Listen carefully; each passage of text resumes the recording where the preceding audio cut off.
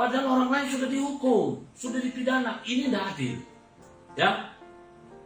Jadi kepada para petinggi negeri ini, itulah kira-kira terhadap undang-undang ITE kepada masyarakat, silakan cari pengacara yang bisa memperjuangkan hak Anda. Ya.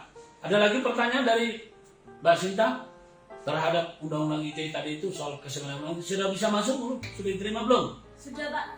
Sudah. Lanjut saja nanti siapa tahu karena memang sekarang lagi marak sekali berita-berita terkait oknum-oknum yang melakukan kewenangan dalam kesewenang-wenangan dan kewenangan. Jadi makanya ini sangat menarik karena waktu dulu kuliah, jujur saja terkait pelajaran seperti ini tidak saya dapatkan karena di perkuliahan hanya diajarkan basic dasar hukum tapi tidak secara penuh atau secara detail. Iya, gitu. Ya. Terima kasih. Jadi sekali lagi memang itulah permasalahan kita bahwa para penegak hukum, aparat penegak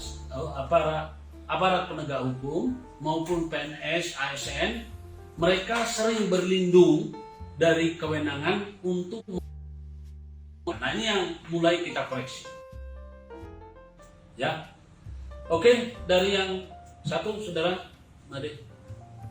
Pak, saya mau bertanya, apakah pihak dari instansi pemerintah, contohnya itu kayak kepolisian, terus kejaksaan, pengadilan itu boleh melaporkan masyarakat penyalahgunaan wewenang atau enggak, Pak? Ya, jadi mereka itu kan kewenangannya kan hanya untuk menegakkan hukum.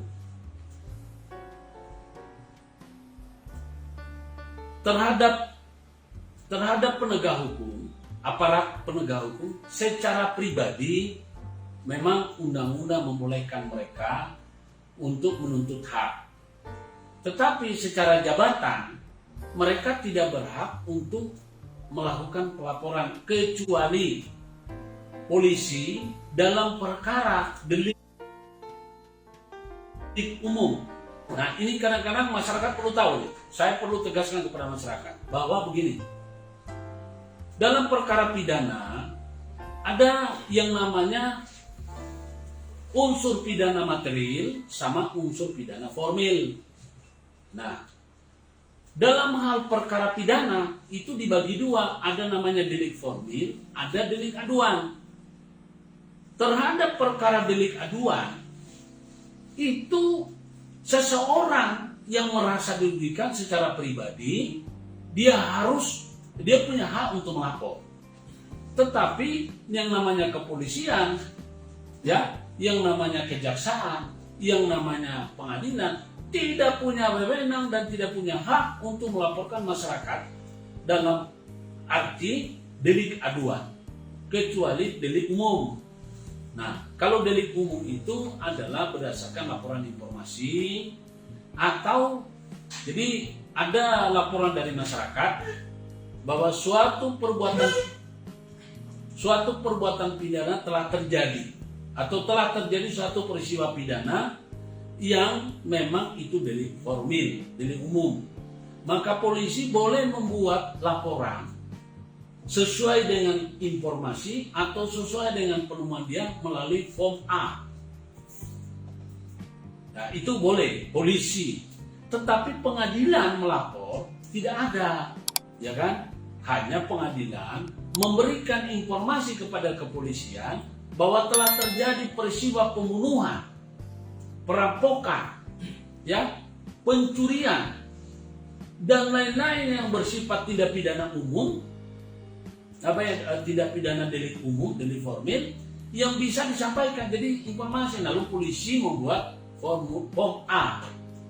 Itulah dibilang apa? Jadi instansi kejaksaan tidak punya wewenang. Tetapi dia berhak untuk memberikan informasi. Ya, jangankan bilang jaksa, LSM, media, wartawan ataupun masyarakat biasa boleh memberi informasi kepada kepolisian. Pak, ini ada peristiwa kejadian sana, pemerkosaan, penculikan, pembunuhan, kemudian penyanderaan, ya, kemudian pokoknya peristiwa hukum yang sifatnya delik formil, delik umum, tidak perlu ada pengadu.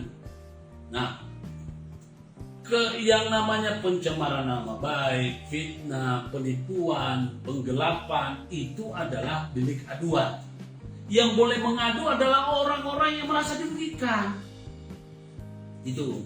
Ya, jadi pertanyaannya tadi, apakah instansi pemerintah seperti polisi, jaksa, pengadilan boleh melapor? Secara institusi nggak boleh melapor tentang delik aduan. Yang mereka bisa lakukan adalah memberi informasi telah terjadi peristiwa pidana yang bukan delik aduan, delik formil. Bukan cuma 3 itu. Misalnya kantor bupati, Pemkot. Jadi setiap warga negara Indonesia yang mengetahui ada peristiwa pidana, wajib hukumnya untuk memberikan informasi kepada alat negara. Dalam hal ini kepolisian. Jadi bukan hanya ketiga instansi. Cuma kalau 3 instansi itu ya terus saja memang sering sekali ya sering. Jadi lembaga badan yang namanya lembaga negara tidak boleh melapor. Hanya boleh memberikan informasi kepada penyidik tetapi untuk perkara yang delik formil bukan delik aduan. Cukup jelas? Ada pertanyaan lagi? Cukup. Dari yang sana silakan. Pak, Mungkin agak dekat.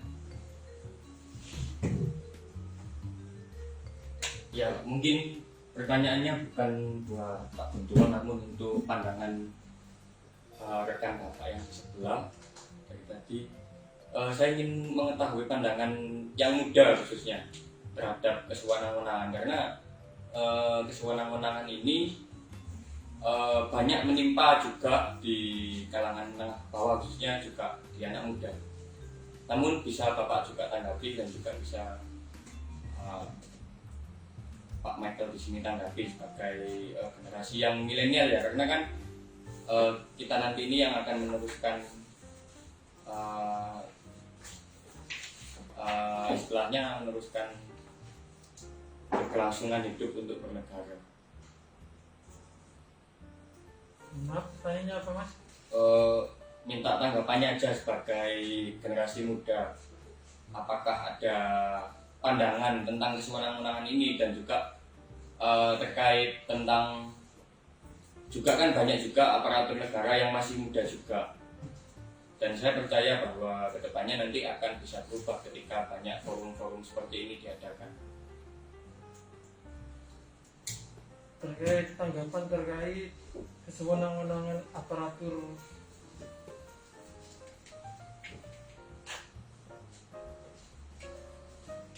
kesewenangan terkait meminta tanggapan tentang kesewenang-wenangan Kesewenang-wenangan tadi itu. aparatur Negara. yang masih muda. Bagi kami yang sebagai perkenalkan, nama saya Michael Turgar, selaku aktivis penegak hukum, penggiat hukum, sebagai anak milenial menanggapi tentang kesewenang-wenangan aparatur negara terkait kesewenang-wenangan dalam melakukan tindakan untuk secara penangkapan atau penggeledahan dan lain-lain untuk bagi anak milenial. Kalau saya sih seharusnya kaum milenial juga harus mengerti tentang apa SOP tentang SOP terhadap SOP terhadap aparatur negara dalam melakukan tugas dan fungsinya dalam melakukan tugasnya. Kan di kepolisian memiliki SOP terkait tentang masalah handphone yang lagi viral, yang ramai itu, yang menolak untuk diperiksa. Itu hak kita sebagai kaum milenial memiliki hak untuk menolak diperiksa karena kita memiliki privasi.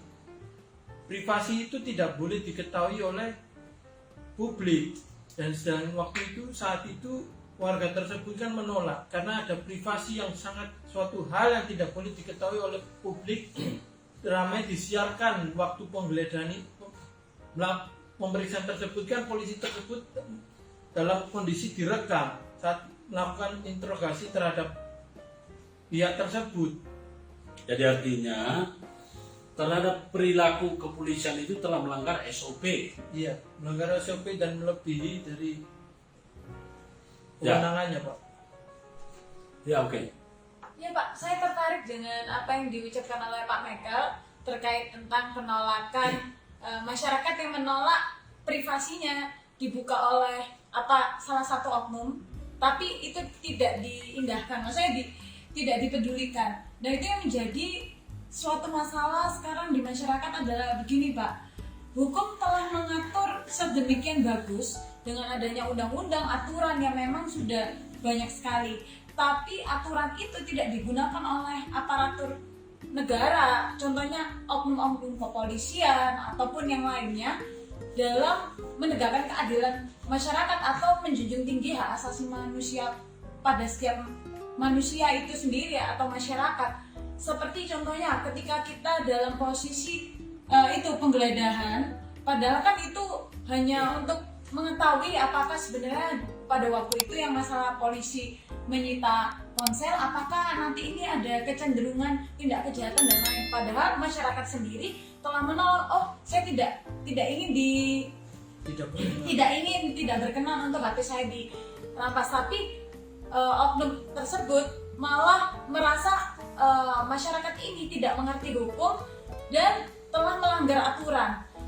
Terus banyak sekali kejadian seperti adanya kita seperti ada penyelidikan atau kita dijadikan saksi atau dimintai keterangan, kita itu selalu tidak boleh didampingi oleh kuasa hukum atau pengacara, karena dalam konteksnya menurut para penyidik adalah tidak perlu adanya pendampingan karena tidak seperti itu aturannya, padahal di hukum atau di undang-undang bahwa setiap masyarakat punya hak untuk didampingi.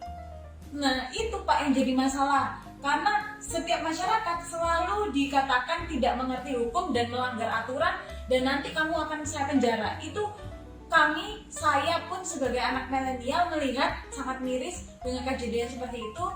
Dianggapnya bahwa seluruh masyarakat Indonesia itu bodoh dan tidak mengerti hukum, padahal di undang-undang kita dipunyai kewajiban atau kita dianggap mengerti hukum, tapi aparatur sendirilah yang menganggap bahwa masyarakat ini semua bodoh dan tidak mengerti, yang mengerti hanya mereka.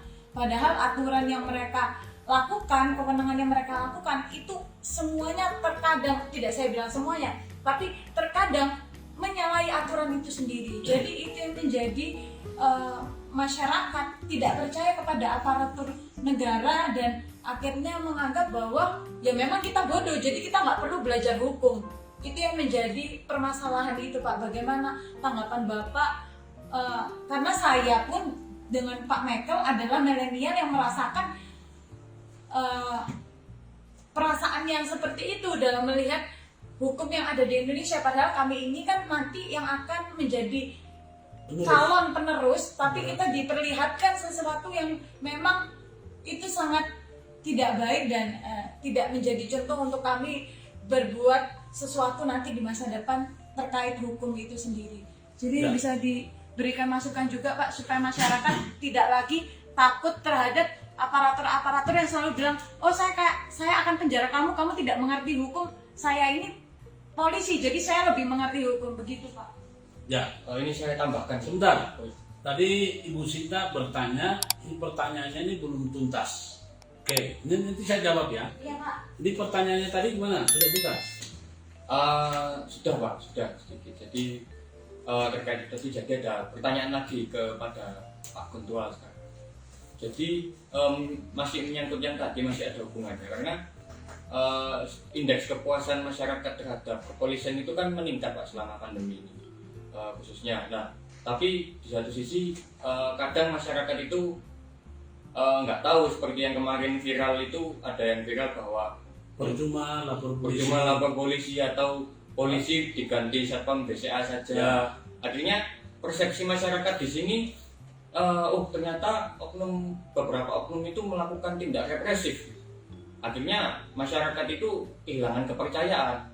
Jadi bagaimana kalau menurut Pak Guntual terkait banyak tindakan seperti yang kemarin juga ada yang oknum polisi yang membanting yang sempat viral itu membanting pedagang gitu. Mungkin apakah harus selalu seperti itu, bahwa penanganan harus misalkan ditangkap di rumah, udah ikut aja dulu tanpa harus kita tahu apa-apa, padahal kita nggak tahu kesalahannya seperti apa.